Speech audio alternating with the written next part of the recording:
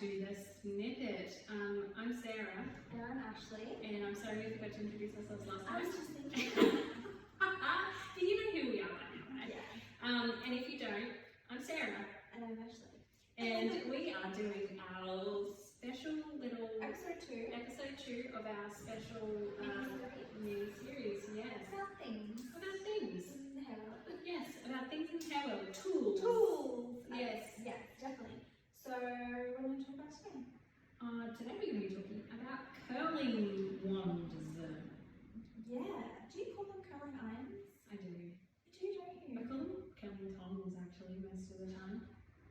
I don't know what I call them. Curling Yeah, tongs. I guess so. I use both. Yeah. Before I started hairdressing, I definitely said curling irons. But like tongs are like a thing that I guess we call them. Well, I guess like one in the came summer. out. Yeah. Yeah.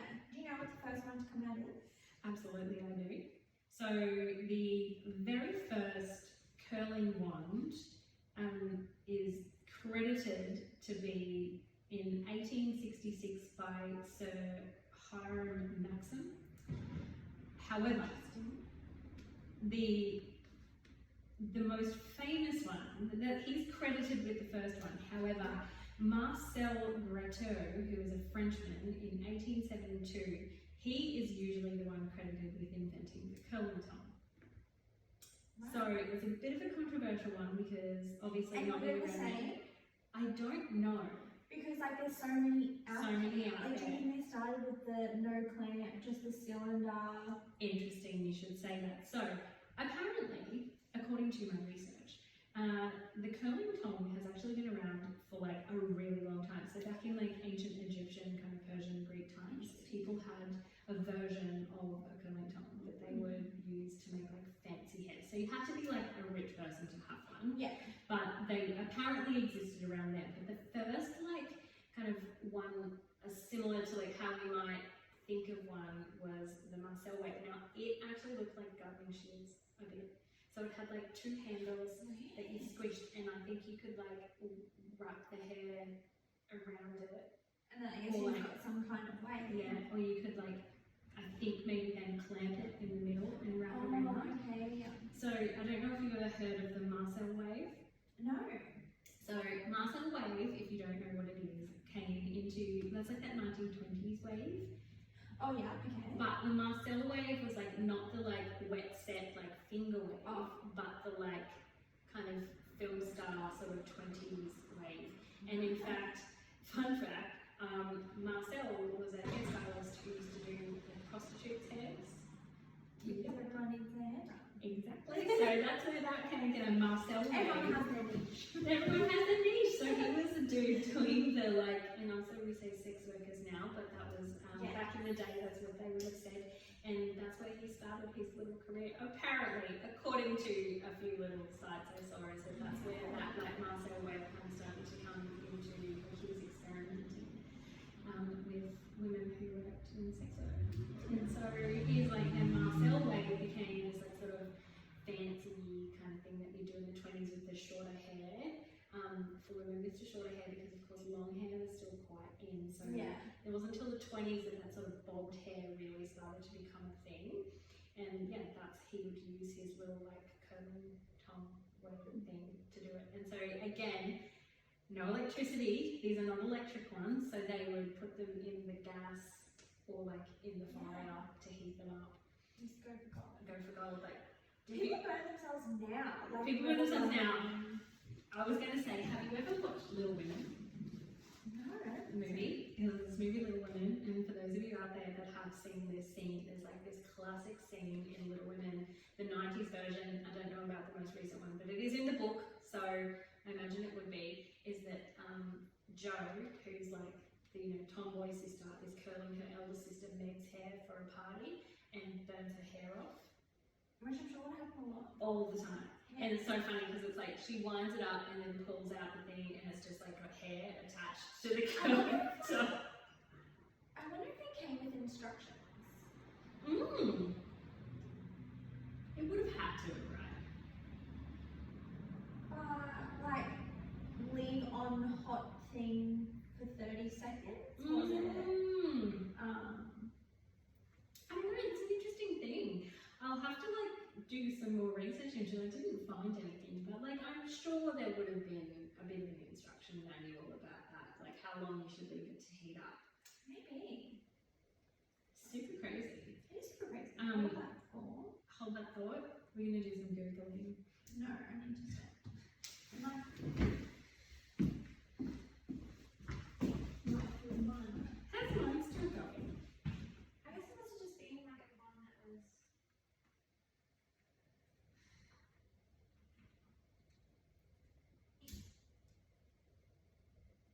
I am gonna Google while you do that.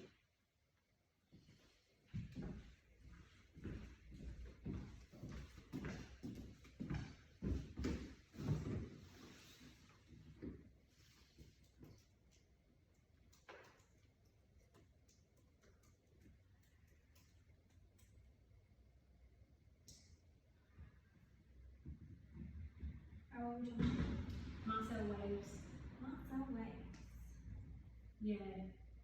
I don't know whether it came with instructions. Yeah, I don't know if it would have come with instructions. No. It does now, like you can still get like a Marcel curling wave thing, apparently. And of course there's like a million different like tutorials on YouTube about How how to to do do it. it, yeah. For I'm sure we'll do it one day too, but we haven't yet. Do you have a favourite curling top? I do. I like the old school one with the clamp, the like little size. So I bet. Oh, the little size one. Yeah, I like the little size one. I feel like because I usually use a curling wand or tong generally if I'm like doing a quick set on someone's hair, and so the tighter the better. You're gonna get that that's better, true. like because I like to use a curling tong for like a glamour like retro It's set. honestly the best. Yeah. I was gonna say I've actually not rediscovered, but you know, I go through waves. Yeah. I've Totally. been getting back into the tong with the clamp. Yeah. I'm obsessed with the tong with Just the at the clamp. moment, and I'm not even sure why. Like, I feel like I haven't been seeing people. I feel like beachy, boho is very my vibe. A lot of my clients. I just feel like giving them more glamour set. Mm-hmm. We're moving up. I don't know. I circling love around. a glamour set. Yeah, well, it's so funny because like you know that I am not boho at all, like not even a bit. Yeah. But like I have been doing so much. I've been getting the creative wand out. Wow. I know. So we I did find out that the first electric curling wand was in 1959. Wow. Yeah, but it wasn't until the 80s that there was a woman named, I think her name Theora Stevens, who added like the spring function, I think, to the like clamping maybe, and had put a heat control on it. So up until then, it was like you turned it on and it was just whatever temperature it came out at, like hot. And so like women in the 60s, because you know you do that, the curling tongs kind of came into it in the 60s. So while everybody was out there ironing their hair with the like iron on the ironing board, they could get the curling tong, electric curling tong out and do their hair. I know. So because of course like that set look was still really Well, yeah, you're right. So probably that was more in demand. more in demand. So yeah, I love an old school. I'm a big fan of an old school thing. Yeah. Curling tong. Yeah, for With a sure. hot set, which is really cool. Otherwise, you know, so GHD does the creative wand. Yes.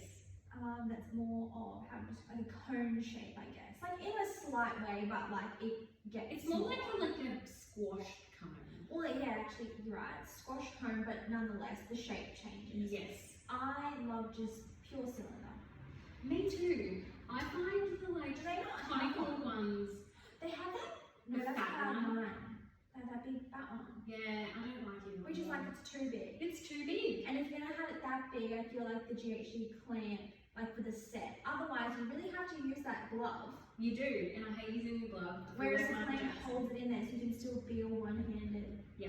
No, don't even go the hand. One-handed banded. Where fan of just the comb. I never reach with a creative one. Chloe loves that. I like the creative wand if somebody really says to me, I just want it to be a bit messy with some movement in it. Why do you think it's a squish comb? Because, I think, so if you really think about like how a curl looks, is a traditional curl is a really round curl. So like, you put it on a roller, it's round and curl. So it's a very like spherical kind of curl, like really there. So it's all even and soft and round. And like, when you do like a GHD curl, let's say with your irons, like we call it a GHD curl, but actually it's just with a straightening iron. Because it's flat and then like you're rounding, it is curly, but it's not quite as curly. Yeah. And so it's a little bit softer, and so then it looks more like it could be a bit more waved. So if you want like a wave look, that's why they flatten it so it's not so like round. It's more of like a flatter curl. So you get more of like a beachy look as opposed to like a round glamour look. Maybe I'll have to like use it again. I used to. I did a tutorial for our YouTube on it. Yeah. Yes, on my own hair, and it was the first time I ever used it on my own hair ever. And you know what? I don't think I ever will again. Yeah. Back to the set. Back to the set. Well, because we did have this conversation in our last one, which is preference. Do we like straightening irons or curl and tongs? And I'm just very like I think you need life with both. Really. And look, I think I'm coming around to that because I do like using my straightening irons to do my curls, but when I want to do a like glam wave, which I do sometimes, I want to look like Veronica Lake and with her like beautiful Hollywood waves. You cannot get Hollywood waves with a GHD. It's too hard to get like the ends super round. Yeah. To then finish it off. Yeah. And so I want a like skinny one because I think if you want to brush them out and have that really like wave, you need it to be quite tight. Oh yeah. Because otherwise it's like way too loose and it ends up just being like flat. You like no bounce to it. So you need it to be like pretty small. Like I use the, what would you say? Is it like a 1.5 centimeter barrel? Must be that one. I know which one you're talking about. It's like quite skinny, and I would never get a bigger one than that. I think the bigger ones are a waste of time. Well, because you can brush it out to be bigger. Yes. Yeah. That's right. But if you do that, I just feel like it drops in like 30 seconds. Yeah. So in my opinion, and like because I know what you think, I think that if you're gonna have a curling tongue, just a round one, a smaller one is better. Either the 1.5 or like the 1 or 1.5, I think. So they're like that size. If you're watching on YouTube. About that size. Should we talk about like the mermaid waves? Well, I say the mermaid waves, and I guess that's the style. Yes. But Mermaid is a brand that brought out. What would you even call it? It's a triple barrel curling tongue. Okay. Is there a different name? Like, are people call it a waving? I think the wave wand is another one. But I guess like it's really hard because so many different brands have different things. So GHD have a wave wand, I'm pretty sure. Do they? I think so. Because like that's what I was gonna say is that this mermaid brand brought one out, and the internet was like, wow, I've just never been without. Like, how do we live without this? Yeah. But they existed. Yes. So I have had. It was the big crimper. Yes. So I got a triple barrel curling tongue back in the early 2000s, I think. I can't remember whether I got it when I first started working here or when I was at my old salon, but I got a triple barrel curling tongue. It must have been here when I first started, so it would have been like 2009 maybe. I got one, 2008, 2009, and I thought I was so cool because I could get my like wavy hair, and it does look like big crimping. I do it with my daughter's hair all the time because she's like 5, nearly 6, and she wants her hair to look like Moana. Oh yeah. And so we don't want it curling, she wants it wavy, and it's so easy because you just like clamp it in, couple of times, and if you don't like leave it in there for too long, it's like really soft. It looks like you've like plaited your hair and you pulled it out. Yeah. Yeah. But like this brand brought it out, and like people are just so shocked about it, like can't believe it. I know. But then, as one of our most viral TikToks on our that I did a client with the straightener. They gave the same look because it's again, it's another tool. We didn't actually have like a mermaid wand. We do. We do. Yeah.